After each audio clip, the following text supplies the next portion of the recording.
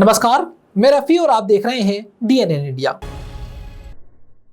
राजस्थान सरकार की जन कल्याणकारी योजनाओं को ग्रामीण अंचल तक प्रभावी ढंग से पहुंचाने के उद्देश्य से मंगलवार को अजमेर जिले में ग्राम रथ अभियान का भव्य शुभारंभ किया गया। जिला मुख्यालय स्थित सूचना केंद्र से ग्रामीण विधानसभा क्षेत्रों के लिए LED मोबाइल वैन प्रचार रथ को केंद्रीय कृषि राज्य मंत्री भागीरथ चौधरी, राजस्थान विधानसभा अध्यक्ष वासुदेव देवनानी और जल संसाधन मंत्री सुरेश सिंह रावत ने हरी झंडी दिखाकर रवाना किया। राजस्थान सरकार की जन कल्याणकारी योजनाओं को ग्रामीण अंचलों तक प्रभावी ढंग से पहुंचाने के उद्देश्य से मंगलवार को अजमेर जिले में ग्राम रथ अभियान का भव्य शुभारंभ किया गया।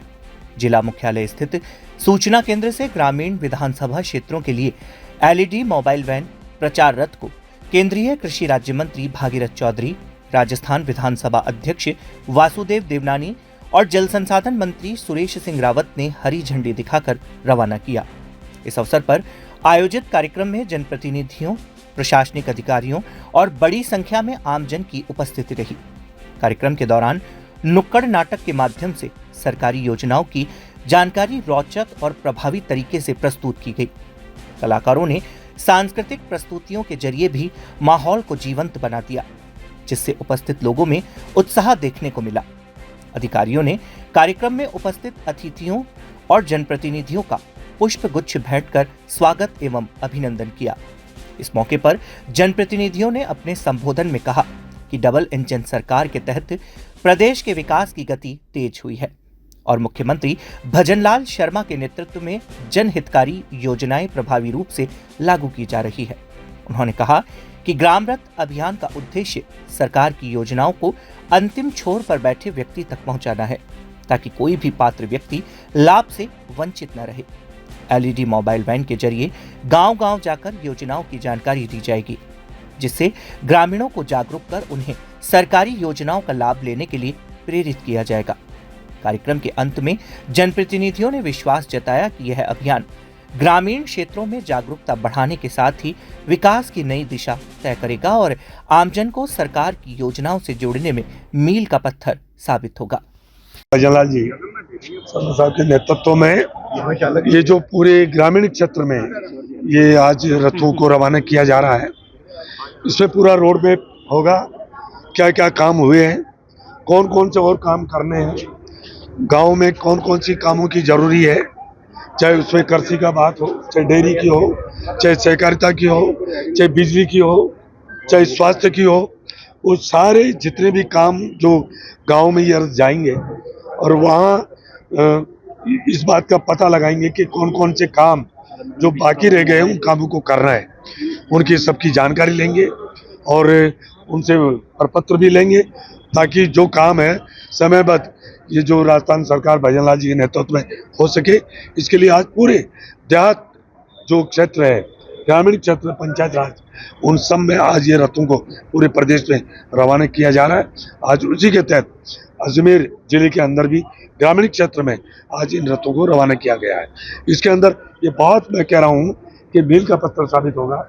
इसके अंदर और क्या काम, कौन कौन से काम किस ग्राम पंचायत में, कौन से गाँव में कौन से काम बाकी है जो जरूरी है, ठोस काम जो चाहे स्वास्थ्य की दृष्टि से हो, शिक्षा की हो, चाहे कृषि से हो, चाहे डेयरी से हो, चाहे सहकारिता से हो, चाहे बिजली विभाग, जितने भी कामों के हैं उनकी जो भी डिमांड है वो सारी डिमांड इन रथों में दी जाएगी और उनको आने वाला जो 3 साल है, जो 2.5-3 साल है, उसमें उन कामों को किया जा सके।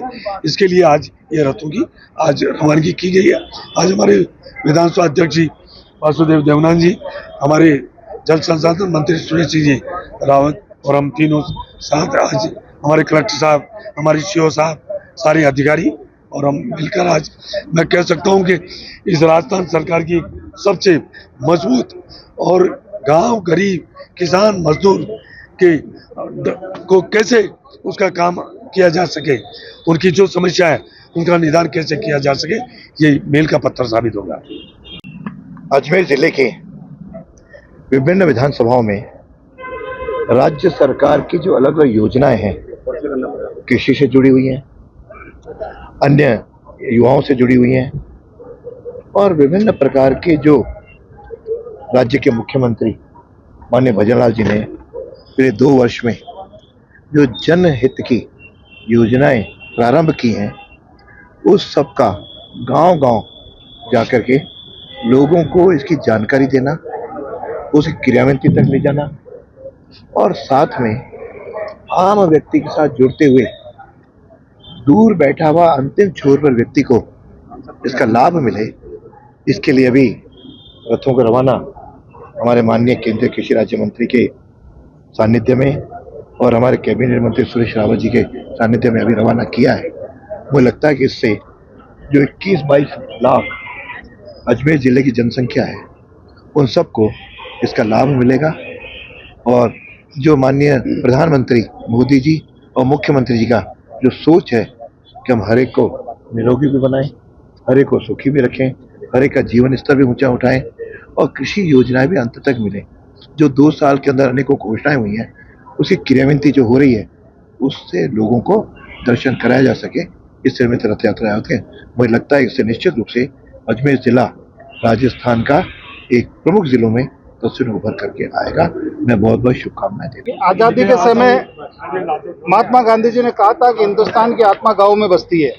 ये उस समय उतना ही ये शब्द उपयोगी था जितना आज के परिदृश्य के अंदर भी है। आज भी हमारा देश भारतवर्ष की जो आत्मा है वो गाँव में ही बसती है, क्योंकि गाँवों के अंदर जो हमारा प्राकृतिक जीवन है, जीवन शैली है, वो हमें प्रकृति के नजदीक लाती है। आप देखोगे कि शहर की जो जीवन शैली है प्रदूषण से, भीड़ भड़ासे से आज यहाँ के लोग गाँव की ओर बढ़ रहे हैं, तो निश्चित रूप से गाँवों का विकास होना चाहिए और गाँव के लोग विशेष तौर से पशुपालन और कृषि पे आधारित जीवन जीते हैं। तो माननीय मुख्यमंत्री जी का मैं हृदय से आभार प्रकट करता हूँ, माननीय भजन लाल जी का, जिन्होंने 13 विभागों को क्लब करके जो ग्राम रथ गांव-गांव ढाणी जा रहा है, तो सरकार की जितने भी जन कल्याणकारी योजनाएं हैं उसके बारे में आम लोगों को, किसानों को बताएंगे। और अभी अगले महीने के अंदर जो हमारा एग्रोमीट होने जा रहा है उससे निश्चित रूप से हमारा जो राजस्थान का कृषि क्षेत्र है उसके अंदर एक बहुत बड़ी क्रांति आने वाली है।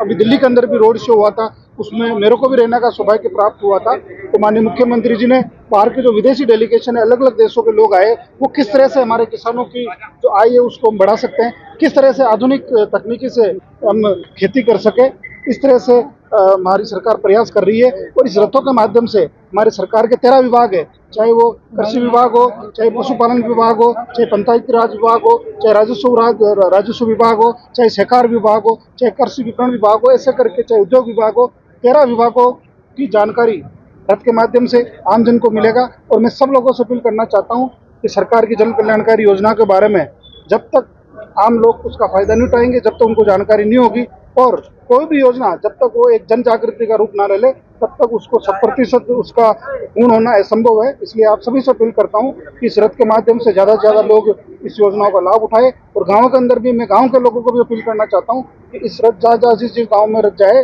वहाँ सुने, सरकार की योजनाओं के बारे में अध्ययन करे। अगर कोई समझ में नहीं आ रहा तो अधिकारी साथ में रहेंगे, उनसे भी पूछे और ज़्यादा से ज़्यादा इस महाअभियान के अंदर जुटे। चंडीगढ़ विश्वविद्यालय के कुलाधिपति एवं राज्यसभा सदस्य सतनाम सिंह संधू ने आज अपने परिवार सहित विश्व विख्यात सूफी संत हजरत ख्वाजा मोइनुद्दीन हसन चिश्ती की पवित्र दरगाह में हाजिरी दी। इस दौरान उन्होंने दरगाह में मत्था टेक कर अपने परिवार की सुख समृद्धि के साथ साथ देश और प्रदेश में अमन चैन, भाईचारे और खुशहाली की कामना की। चंडीगढ़ विश्वविद्यालय के कुलाधिपति एवं राज्यसभा सदस्य सतनाम सिंह संधू ने आज अपने परिवार सहित विश्व विख्यात सूफी संत हजरत ख्वाजा मोइनुद्दीन हसन चिश्ती की पवित्र दरगाह में हाजिरी दी। इस दौरान उन्होंने दरगाह में माथा टेक कर अपने परिवार की सुख समृद्धि के साथ साथ देश और प्रदेश में अमन, चैन, भाईचारे और खुशहाली की कामना की। दरगाह पहुंचने पर सतनाम सिंह संधू और उनके परिवार का पारंपरिक रूप से स्वागत किया गया। उन्होंने श्रद्धा और अकीदत के साथ ख्वाजा गरीब नवाज की मजार पर मखमली चादर पेश की तथा फूल अर्पित कर दुआ मांगी। जियारत के दौरान दरगाह परिसर में आध्यात्मिक और श्रद्धामय वातावरण बना रहा। इस अवसर पर संधू ने देश की उन्नति, सामाजिक सौहार्द और जनकल्याण के लिए विशेष दुआ की। उन्होंने कहा कि अजमेर शरीफ की दरगाह आस्था, भाईचारे और मानवता का प्रतीक है, जहां हर धर्म और वर्ग के लोग अपनी मनोकामना के साथ पहुंचते हैं। दरगाह जियारत खादिम सैयद सलमान चिश्ती ने करवाई। उन्होंने दरगाह शरीफ की परंपराओं के अनुसार जियारत की रस्में पूरी करवाई और ख्वाजा साहब की शिक्षाओं एवं संदेशों के बारे में जानकारी दी। इस दौरान संधू परिवार ने दरगाह की पवित्रता और सूफी परंपरा के प्रति अपनी गहरी आस्था व्यक्त की। आदाब, सलाम और बहुत दुआओं के साथ आज बारगाह गरीब नवाज में जो रिवायत रही है कि हिंदुस्तान के कोने कोने से लोग आते हैं और जो जिम्मेदार भी हैं, जिनको जिम्मेदारियां दी हैं आवाम ने, चाहे वो सियासतदान हो, चाहे वो जो भी हो, तो बारगाह गरीब नवाज में सभी हाजिरी के लिए आते हैं। आज उसी सिलसिले के अंदर जनाब सतनाम सिंह संधू साहब जो राज्यसभा मेंबर हैं पार्लियामेंट के और उसके साथ साथ चंडीगढ़ यूनिवर्सिटी के फाउंडर चांसलर भी हैं। पंजाब में चंडीगढ़ यूनिवर्सिटी का एक बड़ा नाम है पूरे देश के अंदर और करीब 1 लाख से ज्यादा स्टूडेंट्स इनकी यूनिवर्सिटी में पढ़ते हैं, तो एजुकेशन में इनका बहुत बड़ा कंट्रीब्यूशन है। उसके साथ साथ अभी राज्यसभा मेंबर हैं, तो पंजाब के लोगों की आवाज और उनके तमाम जो मसले मसाइल हैं वो संसद भवन में भी उठाते हैं। बारगाह गरीब नवाज में वो अपने परिवार के साथ हाजिरी के लिए आए। हम दुआ करते हैं अल्लाह ताला बारगाह गरीब नवाज के वसीले तवस्सुल से उनकी दुआएं, उनकी तमाम अर्जी अरदास कबूल फरमाए और हमारे भारत देश में इसी तरह। यहाँ रुकते एक छोटे से ब्रेक के लिए, जल्द हाजिर होंगे खबरों के नए सफर के साथ। कैंसर बीमारी ही ऐसी है, चिंता तो होगी ना। लेकिन अब अपनी चिंता को बदलो विश्वास में, क्योंकि आदिनाथ कैंसर मेडिसिटी में है रेडियोथेरेपी, कीमोथेरेपी और कैंसर सर्जरी के उपचार के साथ आधुनिक सुविधाएं भी। विजिट करें आदिनाथ कैंसर मेडिसिटी एट चाची आवास अजमेर।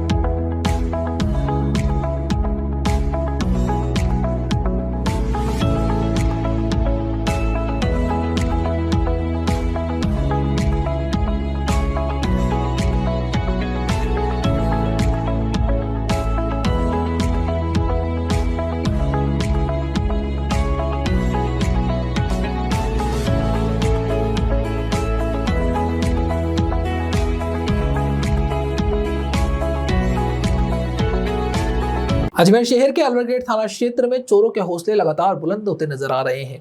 जेपी नगर सेक्टर नंबर 3 मदार इलाके में अज्ञात चोरों ने एक सूने मकान को निशाना बनाते हुए चोरी की बड़ी वारदात को अंजाम दिया। अजमेर शहर के अलवर गेट थाना क्षेत्र में चोरों के हौसले लगातार बुलंद होते नजर आ रहे हैं। जेपी नगर सेक्टर नंबर 3 मदार इलाके में अज्ञात चोरों ने एक सूने मकान को निशाना बनाते हुए चोरी की बड़ी वारदात को अंजाम दिया। जानकारी के अनुसार मकान मालिक गोविंद सिंह जो रेलवे में कार्यरत हैं, अपनी भांजी की शादी में शामिल होने के लिए ब्यावर गए हुए थे। इसी दौरान चोरों ने सूने मकान का फायदा उठाकर उनके घर का ताला तोड़ दिया और अंदर घुसकर अलमारी व बक्सों को खंगाल डाला। चोर घर से करीब 6 तोला सोना, आधा किलो चांदी और लगभग 3000 रुपए की नकदी चोरी कर फरार हो गए। शादी समारोह से लौटकर 27 अप्रैल को जब गोविंद सिंह अपने घर पहुंचे तो मुख्य द्वार का ताला टूटा हुआ देखकर उनके होश उड़ गए। इसके बाद उन्होंने घर के अंदर जाकर सामान की जांच की, जहां चोरी की वारदात सामने आई। पीड़ित ने तुरंत अलवर गेट थाना पुलिस को सूचना दी। सूचना मिलते ही पुलिस मौके पर पहुंची और घटनास्थल का जायजा लिया।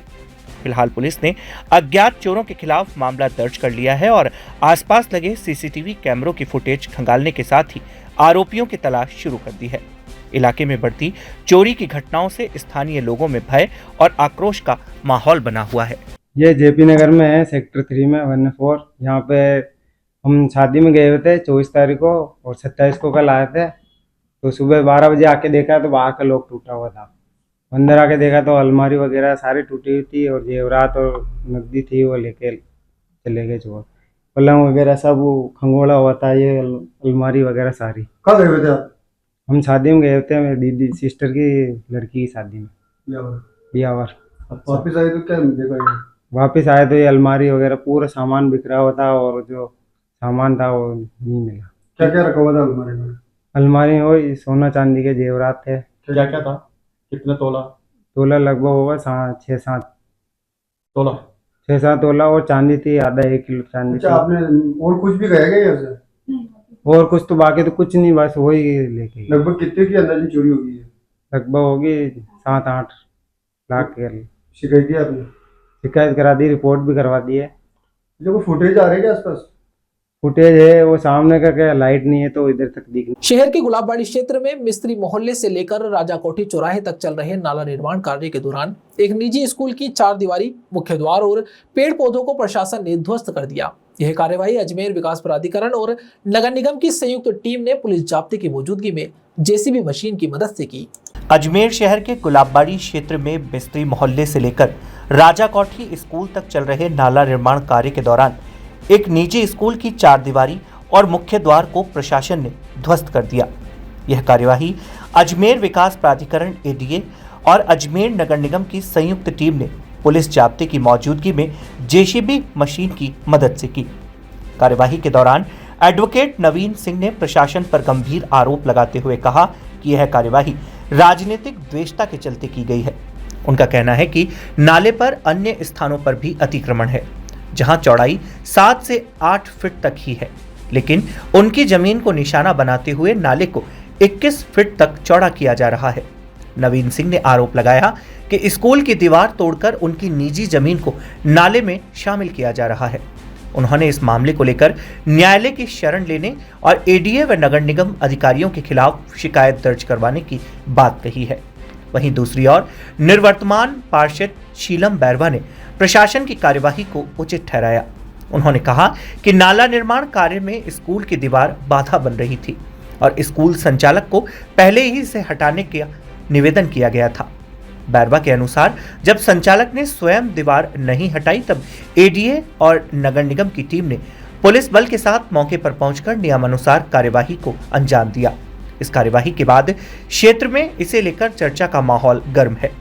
एक और जहां प्रशासन इसे विकास कार्य के लिए जरूरी कदम बता रहा है, वहीं प्रभावित पक्ष इसे अन्यायपूर्ण और पक्षपातपूर्ण कार्यवाही बता रहा है।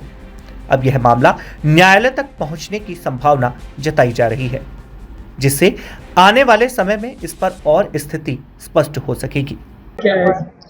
इसमें क्या किया, निगम ने, एडीए ने, सबने मिलकर के एक राय होकर के पुलिस थाना लेकर के बिना नोटिस के, बिना किसी नाप जोक के, बिना सर्वे के, बिना इसके 7 फुट नाले को 21 फुट बना रहे हैं। और मेरी जमीन जो थी रजिस्ट्री की जमीन थी, मैंने रजिस्ट्री दिखाई तो इन्होंने नहीं माना, कागज दिखाए तो इन्होंने नहीं माना, जो रिपोर्ट थी कोर्ट की सारे कागज दिखाए उन्होंने नहीं माना। दादागिरी से हमारे परिसर में घुसे और परिसर में घुस करके बात करने की नीयत से घुसे और अंदर जाकर के पूरी जेसीबी लेकर के पूरे स्कूल की दीवार को, मकान की दीवार को ध्वस्त कर दिया इन्होंने, और गुंडागर्दी और दादागिरी है। और मैं इसके खिलाफ, इन सब अधिकारियों के खिलाफ कोर्ट में जाऊंगा और जो भी होगा कानूनन कार्रवाई में जरूर करूंगा और हाई कोर्ट भी जाऊंगा लेकर के कि इन्होंने 21 फीट नाले, 7 फीट नाले को 21 फीट कैसे बनाया और 21 फीट था तो इतनी जमीन कैसे आ गई, और किसी की नहीं कर रही है, तो सिर्फ हमारे ऊपर कर रहे हैं, राजनीतिक कार्रवाई कर रहे हैं। ये गुलाबबाड़ी अजमेर की है और हमारा ही नाला आ रहा है, वहां भी तो नाला 8 फुट का बना हुआ है और रजिस्ट्री में नाला 20 फुट दे रखा है और ये हमारी जमीन को सारा ले रहे हैं और खेत वाला कर रखा है। खेत वाले कोई कार्रवाई नहीं हो रही है, सिर्फ राजनीति से प्रेरित होकर के काम किया जा रहा है। मेरा नाम नवीन सिंह एडवोकेट, कल मैं इस पर तुरंत कार्रवाई लूंगा और साहब के सामने अर्जेंट अर्जी लगा करके इस नाले, पूरे नाले की कार्रवाई को रुकवाऊंगा। मैं अपनी दीवार के लिए लिया था, लेकिन अब पूरा नाला बंद होगा और ये हाई कोर्ट में भी जाऊंगा। मैं रिट में इनको 60 दिन की नोटिस दी थी, इन्होंने कोई स्पष्टीकरण नहीं दिया। दादागिरी और गुंडागर्दी से आए हैं ये सारे इकट्ठे होकर के, और इन्होंने कुछ भी नहीं किया। पुलिस जाब्ता के साथ आए, उसके बाद इन्होंने जेसीबी चलाना शुरू कर दिया। नाला बनते हुए इन्होंने सर्वे किया है, नाला बनने के पहले नहीं किया था सर्वे ने। देखिए, इस विद्यालय में एक्चुअली क्या है कि हमारा एक नाला बन रहा था, रेणु शर्मा की पुलिया से लेते हुए चला आ रहा था, जो मिस्त्री मोहल्ले होते हुए राजा कोठी चौराहे तक आना था। तो ये नाले का लगभग 90% काम पूरा हो चुका था, केवल मात्र 10% काम बाकी था, जिसमें कि ये लिटिल मेवो स्कूल की बाउंड्री आ रही थी। हमने बहुत विनम्र पूर्वक इनसे निवेदन किया था कि जो भी नाले के लिए बाउंड्री आपकी आ रही है तो उस बाउंड्री को थोड़ा सा हटा के और हमारे नालों को सुचारू रूप से आगे तक जाने दें, परंतु यहाँ रुकते एक छोटे से ब्रेक के लिए, जल्द हाजिर होंगे खबरों के नए सफर के साथ। कैंसर बीमारी ही ऐसी है, चिंता तो होगी ना। लेकिन अब अपनी चिंता को बदलो विश्वास में, क्योंकि आदिनाथ कैंसर मेडिसिटी में है रेडियोथेरेपी, कीमोथेरेपी और कैंसर सर्जरी के उपचार के साथ आधुनिक सुविधाएं भी। विजिट करें आदिनाथ कैंसर मेडिसिटी एट चाची आवास अजमेर।